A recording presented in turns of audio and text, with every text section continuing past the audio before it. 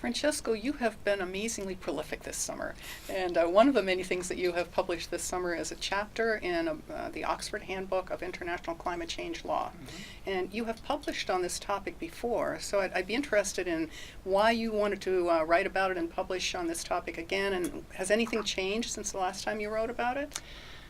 Yes, I have been working on climate change and international trade for quite some time. It was the subject of my PhD thesis. I then did a research stay at the Hague Academy of International Law, and in the years I published both on the general context, on US case studies, on EU case studies, and the opportunity arose when the three editors of this book, Cinnamon Carlern, Kevin Gray, and Richard Tarasovsky, asked me to contribute with a book chapter on domestic climate measures and the WTO. And it seemed a great opportunity to refine the research I had done in the past, wrap it up, and come to some conclusions if you want. And your question is very pertinent, because I asked myself as well, I've working on this topic for, let's say, 10 years, if not a little bit more. What has changed? What has not? And you know what? A lot of things have not changed.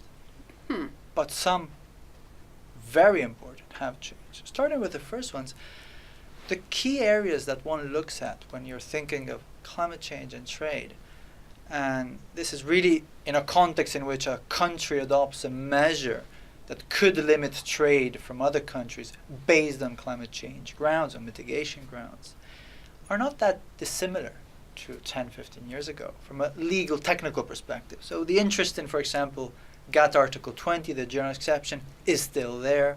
The reliance on key case law, such as the dated shrimp-turtle dispute, is still very relevant. So those things haven't really changed a lot. But what has changed have been some really interesting geopolitical developments. So starting from the trade side, the Doha round, the never-ending Doha round, has put a different spin to the whole thing, meaning that the negotiations are very slow, they seem to not be really going anywhere or not as fast as they should, and they do lead to some further tension to some extent. But probably even more importantly, the Paris Agreement. Having adopted that, a lot of questions arise as whether, now that we have the Paris Agreement, will there be less climate and trade tensions? Now, the book chapter explores some of these aspects, not all, but some of these aspects. What the book chapter does highlight are two areas that maybe 10, 15 years ago were not that relevant, but are now, because this is where the real practical challenges are happening. And one is the field of climate change technical regulations. And these could lead to disputes in the context of the agreement on technical barriers and trade. Another area, which is much more prominent now than 10, 15 years ago, is the area of feed-in tariffs. So domestic content requirement, feed-in tariff scheme, all this area has already led to disputes that have allegedly, in some cases, conflicted with rules of the agreement on subsidies and countervailing measures. So things have changed. Some things are still the same, but it's definitely an area that has evolved. And there's a lot of literature out there to which this book chapter adds. And who would be interested in reading this book chapter?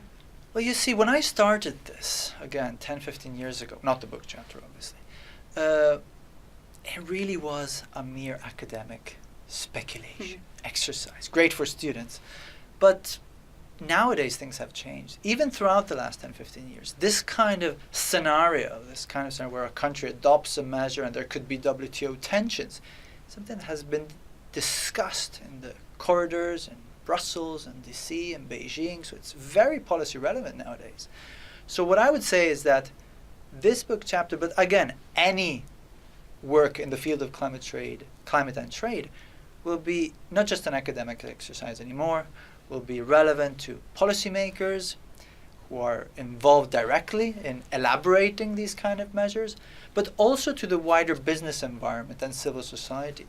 Any kind of business around the world that wants to promote its products and is concerned that measures from other countries may curtail their exports on climate change grounds, well, they will have an interest in better understanding how WTO law works, whether they can use it for their own advantage, whether they can curtail those measures, or whether there's a way to work together with the WTO. So there's a wide audience, I think.